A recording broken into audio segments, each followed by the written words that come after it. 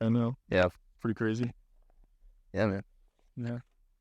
Out in Valley View Park. Heck yeah. It's beautiful out here. Yeah. Mid-fall. Leaves are falling. The leaves are falling. Hopefully less crunch this time, you know. No, I think the audio will be a lot better. Yeah. Yeah, you edited it very well. Dude, yeah. It was, How'd you do it? The cap cam? no. All right. So there's this thing called Adobe Podcast, and you literally just put the audio in there, and it'll just edit out the background noise. Oh wow. So you did that like after the fact? Yeah. I just threw it in there. It took about 10 minutes to edit it, put it in CapCut, put it together. Heck yeah. Yes, sir, dude. Yeah. Yeah. Hell yeah. Oh, we got our third podcast on the way, man. Third Wait, podcast. Are you is excited? coming up. This is it. It's the third podcast right here. Heck yeah. Yeah. It's been good. Yeah, we just went on a run with Justin, friend from work. Yeah. Nice little relaxed pace, 3 miler. Yeah, Justin, he does a lot of training for police academy right now. Yeah. And he's actually, for endurance-wise, he's done a lot of training. He's actually very, proficient. Now, he hasn't ran, I think he said, for 3 months before this, but he was able to keep up no problem. No, yeah, he wasn't doing too bad. These two distance runners. Yeah. Ethan, you've been out for a bit, too. Right. You took some recovery, but I think that really made a difference, don't you think? Oh, yeah. 100%. It wasn't bad. I mean, I felt a little bit pain in the left knee, but it wasn't terrible. Yeah, no, you kept up fine. You said, you didn't feel a lot of pain, so it whatever that was, must have been, Dude, I think it was the hip adductor, like I said. The muscle that runs down the inside of the leg. I think. Yeah. It was what? Posterior to the knee. But on the Posterior? Like you mean outside? posterior as in Interior. Back? No. Yep. It was like the inside. Like I can feel it right now. Yeah, I'm feel it sorry. right now. I should have clarified. There's a little Posterior in medical language would mean behind. Okay, yeah. No, I see what you're saying. Yeah. And then and you said it was more medial, which would be on the inside? Yeah. Yeah. But it was like where it connects to the bone. Right. Oh yeah. Yeah. Like a tendon. Yeah. Yeah. Well, it's good that we were able to get that group together for that run, man. It was good. Heck yeah. You, Justin, and I. We didn't do too bad. Yeah. But yeah, we actually ended up seeing what was his name? Do you remember his name? Oh. Well, I don't know if we want to. But anyway, there was there was just this dude sitting in this car. gentlemen. This gentleman sitting in a car, and he was staring at us. We're like, what the heck? We were a little confused and very hesitant, stay away from him. Yeah. But he just opened the door. He was like, hey, is anyone looking for a truck? Yeah, like what? Yeah. Yeah. It was random, but it's when we started to think about it, I know some people from work that might want that. But I was thinking that whole process, I'm not big into vehicles and stuff. So he was pointing at some stuff and I wasn't very receptive. Yeah. What I was thinking about that most impacted me was just his ability to be open, and that kind of opened the door for us. You know what I mean?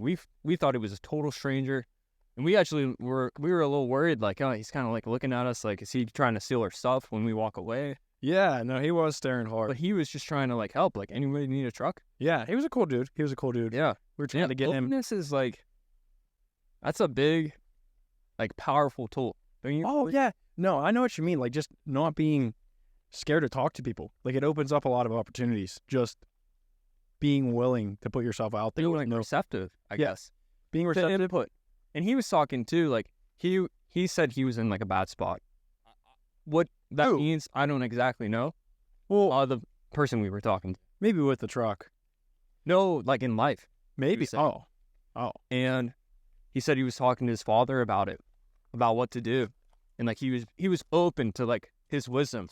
Even though he's he was probably well, yeah, and the thing is he had no shame coming up. I feel like a lot of people would have a lot of shame in they might think to themselves, "Oh, I want to ask this person something, but I'm too scared. I have too much anxiety, or I'm too shameful to or not even anything negative. It could be, well, I guess it would be negative too. Pride could be an ego thing. My way is better. But who do you think has more success in the long run? Someone who's egotistical and not receptive to new information, or someone that is very open to like feedback and input.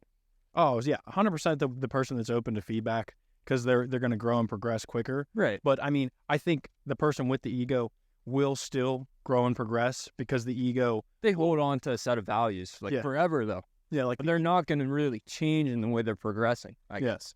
yeah, But like you don't Well, take on them the longer. other hand, let's say we have someone that's extremely open to the point they're not really holding on to any like identity. You know what I mean? Like they're always changing themselves for people. Mhm.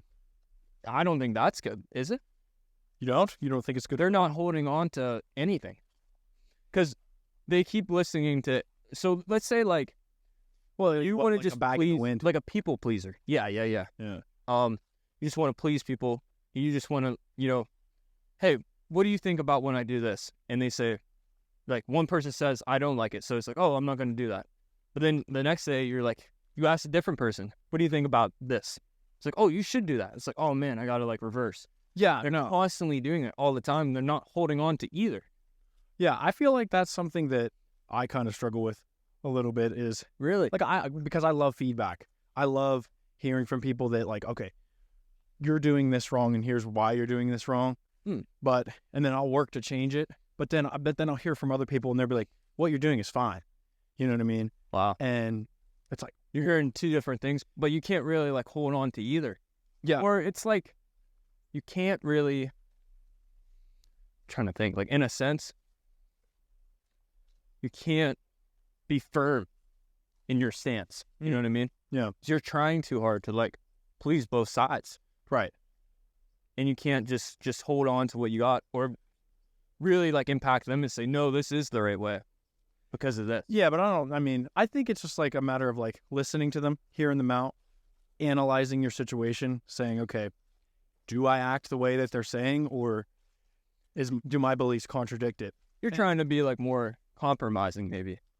Yeah. You value that more. But I'm really open to like adjusting and changing the way I am. Yeah, like compromise. Yeah, it's like having the proactive approach versus the reactive approach. Because like a lot of the times, You don't like to get hostile. yeah, like people will get, I guess hostile. Like you'll tell them something, it'll be like, oh, you're doing this wrong, and this is why. Well, yeah, And and then then not even in like conversation, like, well, debating like ideas and like values, like politics, even. Yeah. I think people can. There are some people that are kind of like, what did you say, like a bag in the wind, Yeah, and they're not willing to take a stand for what they believe in. In that, because of that, they're never really progressing anywhere. But we can bring up people that do like hold firm, even when like the laws and like values are being shifted away from what they believe. Like, I think a good example of this would be civil disobedience. yeah. Have you like done a lot of? Have you ever No, heard that term before? Really? No, not really. What is it? So, civil disobedience, it's willingly taking the punishment for a law that you've broken that you think is unjust. And it's usually, like, typically a group will do it. And you see, like, protesters, they sometimes do it too. Well, so like, would a good example be like in Nazi Germany?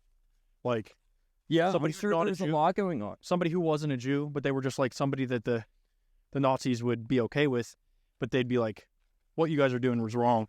And then the Nazis would take them. Or, yeah, Away. or it could even be like maybe an individual was seeing a Jew being taken away, in cuffs to be killed. Yeah. And they were like, take me instead. And maybe their family is like, well, if he's going, take me too. Yeah. This Jew did nothing wrong in my eyes. Yeah. Like you'll see that in movies a lot. Like that example. No, The- it's super powerful, man. What is it? What did you call it? Civil Disobedience. disobedience? Yeah. Yeah. Like, It's not fighting. It's not, okay, you have revolution, which would be the other hand. Like, you think something's wrong, so you fight. So, like, Yeah. American Revolution in the 1700s. yeah, I feel like there was a scene in Spider-Man, like one of the Tobey Maguire Spider-Mans where, No way. yeah, like There- that you happened. saw, like, some civil disobedience? Kind of like people all stood up for him. Like, you know what I mean? Yeah. I forget. I don't know. I feel like that like is coming to mind. Wow. Yeah, but they took on the punishment that came with it. Yeah. It's very strange, it's very strange how commonly we see it happen. Like, you think with how long humanity has been around for thousands of years, we have got to have a set of moral basic truths that are right. Yeah. And everyone agrees with that. But it's not the case. When we have acts of civil disobedience, they are actually more common today, maybe in the past few centuries than thousands of years ago. If you think of early human society, if there was disagreements, people would not talk it out. It's war, Right. Now, people are willing to face problems and issues in morality by almost kind of planting roots in the ground like a tree and saying, well, I think this is wrong. It usually starts with one person saying, identifying this is wrong. And they get a group around them. Well, yeah, I think what it takes is courage. The one person to have the courage, and then other people are more likely. It's they have to. The next person after that has to put in less courage, and then it's exponentially less courage. Yeah. So that threshold of standing up is lower. And then here's what and when they get together, I think, metaphorically speaking, these people all form like a tree. Big, tall tree with a lot of roots formed into the ground. Yeah. And they break the law civilly. There's no physical violence done. But it could be another example of civil disobedience. If we go back to Jim Crow era, black and white felons were separated, and on the buses too back then, blacks were segregated, I think, to sit in the back of the bus. Oh yeah. And Rosa Parks. Yeah. Very common historical name. She is a prime example of civil disobedience. She broke a law, sat in front of the bus, or somewhere close to the front. I'm not super sure. Yeah, so sat where she wasn't really supposed to. Yeah. She took the punishment to prove a point. Right. So was she causing anyone physical harm? No, it was a true harm. peaceful protest, and then that incited more protests outside of it. Just because of one lady. Yeah. Yeah. What it really does, it brings awareness. Yeah. And in a way that isn't that interesting? That's more powerful in a way than physically asserting dominance to try to Well, no, I know exactly what you mean, and I think a lot of times what happens nowadays is we've moved away from the peaceful protest, and you see looters going on. Oh yeah. And I would even say to a certain point, both sides. Yeah. Because there's a lot of unrest nowadays, I think, on both sides. Because, if you look at the country, things are very divided. And people are very divided. Yeah. Polarly divided. Right. Opposites. But we're all human. And we, in theory, should all have innate truths and values. Yeah. Sometimes I feel always hold up. Yeah. Sometimes I feel it's the masculine and feminine energies are against each other, at war with each other. They should be working. You know what I mean? Together. Yeah. Yeah. Yeah. But they're against each other. So. Yeah. Well. Okay. Back to what you were saying. Wait, how did you open that up? You said, oh, you were talking about people are kind of shifting more towards violence and civil disobedience when it comes to protests. Yeah. Okay, so let's bring up an example. Maybe the Black Lives Matter movement. I think a couple of years back, I think it was around COVID or slightly after that the main epidemic.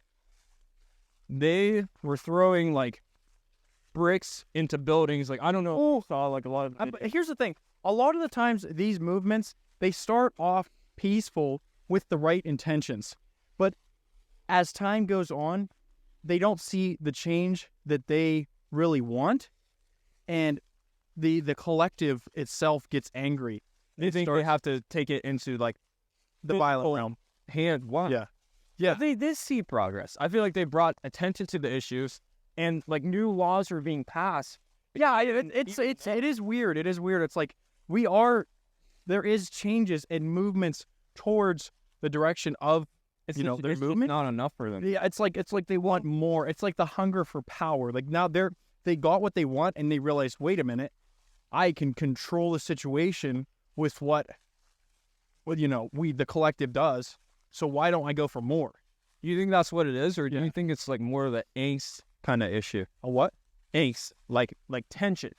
Like it's like Yeah, I think though it was a they tension thing. technically I got think what they wanted. there's tension between both sides, but I think it's getting to the point where it's like they've gotten what they wanted, but I think the collective, because a lot of the times, like I believe that there's spirits that control large groups of people that can go in, and I think Oh, there's a wow. spirit that's controlling this collective that wants power from it, yeah. Well, tyrannical Okay. power almost, like they like like spirit.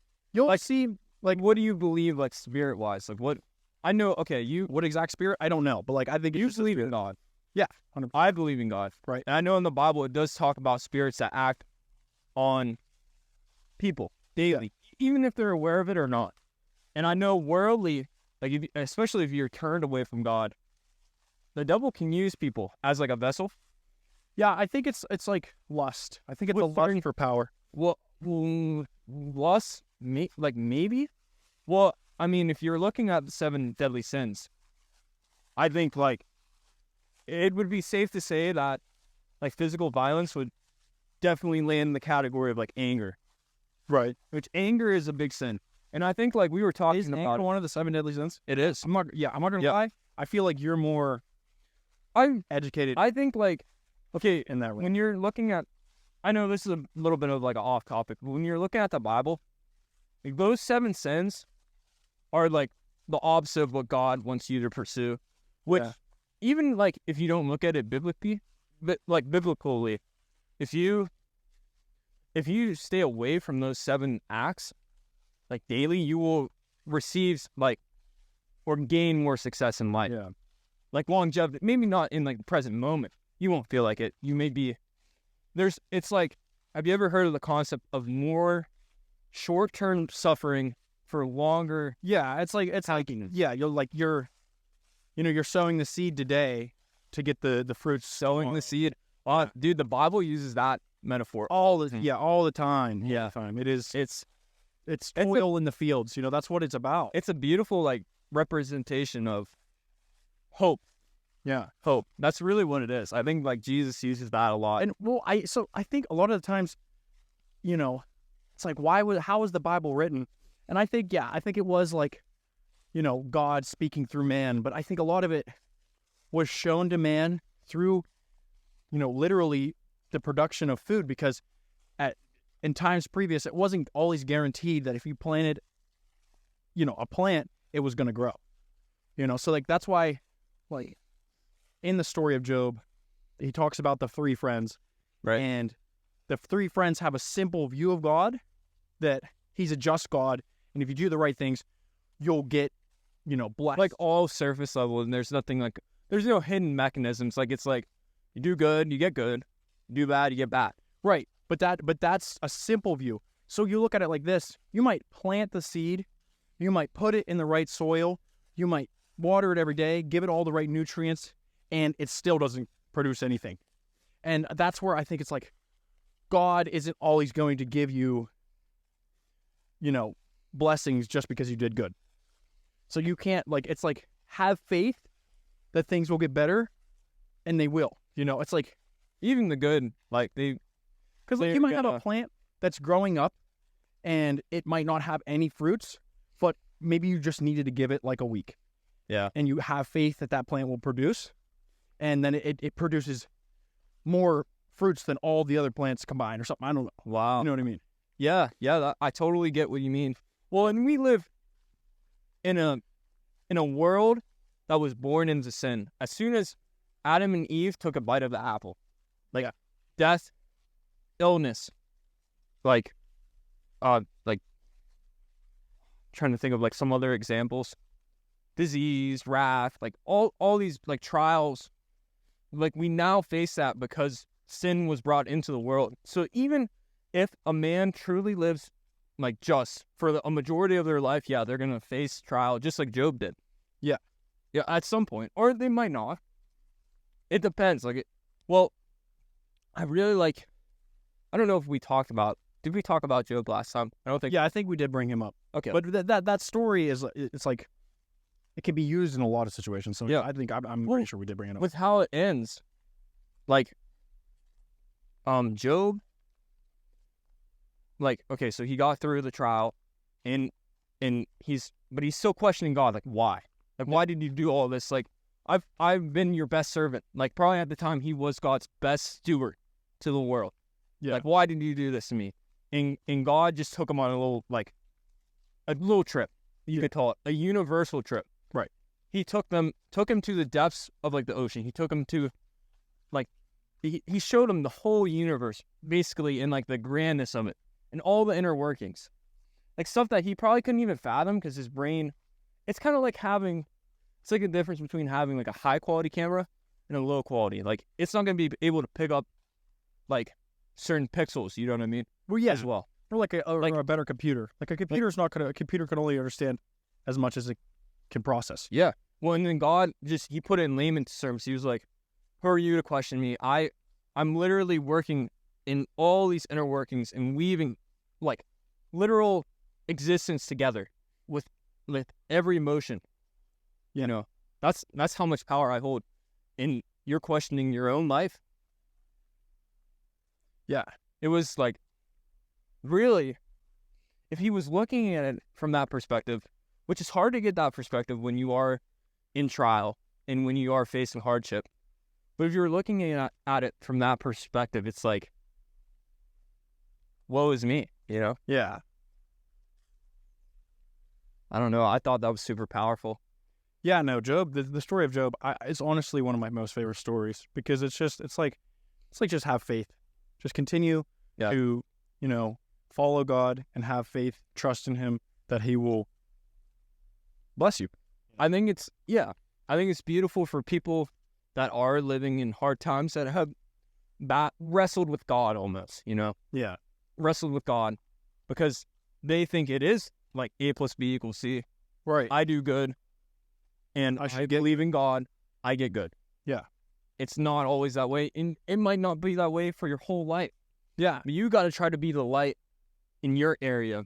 You got to try to be the good out of that. Yeah, and it's Certain like the people story of Cain and Abel. Like, they were both working. God blessed Abel, and Cain was working the same, and he didn't get blessed by God, and so Cain got vengeful and killed Abel. And that will lead you to do. It'll lead you. Now, to sin. luckily for Job, he was able to resist doing anything like that. Right. But he was in a way, like from a human perspective, like he probably was asking the best questions that a human could ask during that time. Right. Like, why? Why?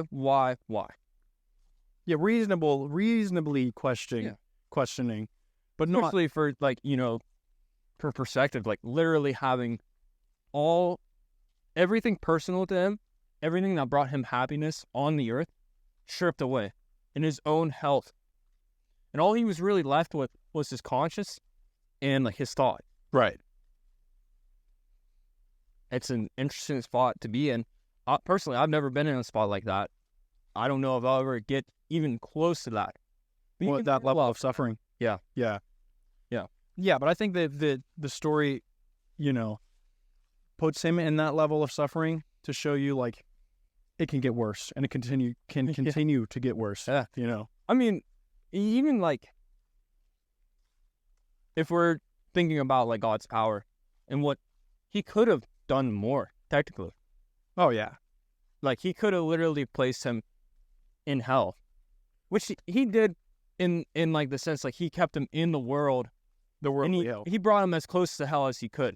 Yeah. But if he took him to hell, people around him wouldn't have saw like Job's faithfulness, even though he was experiencing so much turmoil, Yeah. And that's how he was able to impact him.